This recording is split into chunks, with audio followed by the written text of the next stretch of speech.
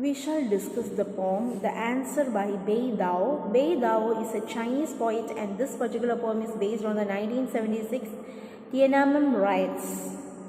The poetry of Bei Dao is filled with hopefulness. There is a powerful affirmation of humanity that you can find there. It's against the oppression and control.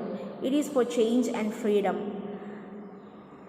The poem is against the oppression and control, and it is for the change and freedom. The poem also suggests a social order in which people can decline to believe that sky is blue and dreams are false.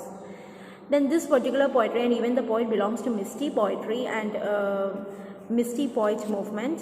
It is a movement by the writers of 70s who particularly adopted a particular kind of linguistic style known as Mengloshi or Misty poetry. It is characterized by oblique, oniric imagery and elliptical syntax where subject, tense and number are elusive transitions and are unclear. Okay, so Bei Dao was a member of Misty poet movement. So let us see this particular poem. Debasement is the password of the base. Nobility, the epitaph of the noble. So debasement, the actions that reduce the quality or value of something, is the password of those people that are base. Nobility is the epitaph of the noble. Epitaph is the kind of words or phrase that are written when people die. See how the gilded sky is covered with the drifting twisted shadows of the dead.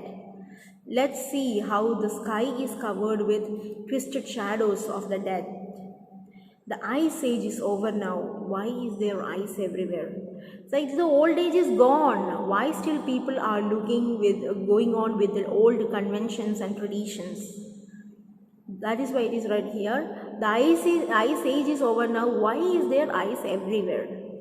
The Cape of Good Hope has been discovered. Why do 1,000 sails contest the Dead Sea? There are new discoveries like these are symbolic, okay? The Cape of Good Hope is found. Why people are still clinging on to Dead Sea, doing expeditions in Dead Sea?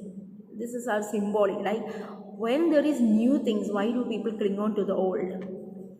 It's more about the attitudes, conventions, etc. I came into this world bringing only paper, rope, a shadow to proclaim before the judgment the voice that has been judged. So he says that he came to this world only bringing paper, rope, shadow, etc. He has nothing that is of his own. So he has come here to proclaim before the judgment the voice that has been judged. Let me tell you, world, I do not believe. The 1,000 challengers lie beneath your feet. Count me as number 1,001.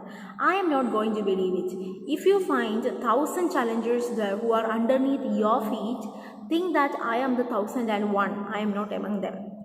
I don't. So the poet is saying that I don't believe the sky is blue. I don't believe in thunder's echoes. I don't believe that dreams are false. I don't believe that death has no revenge. All these are the common concepts that people have, age-old beliefs that people have. And the writer says that that he don't believe in all this. If the sea is destined to breach the dikes, let all the brackish water pour into my heart. If the land is destined to rise, let humanity choose a peak for existence again. So if the sea is destined to breach the dikes are those long wall or embankment that is erected or that is made to prevent the flooding. So you say if sea is destined to breach even that, let the brackish water, let everything fall into my heart. But if the land is destined to rise, then let the humanity choose a peak of existence again. A new conjunction and glimmering stars adorn the unobstructed sky now. So now the sky is unobstructed and there is glimmering stars.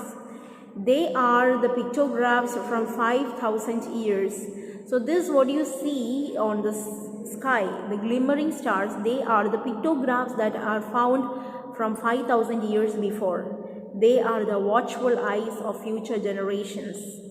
So pictographs, you know that earlier, before writing, everything was presented in pictures. Okay, so it said that these stars that are high above us, they are the watchful eyes of future generation.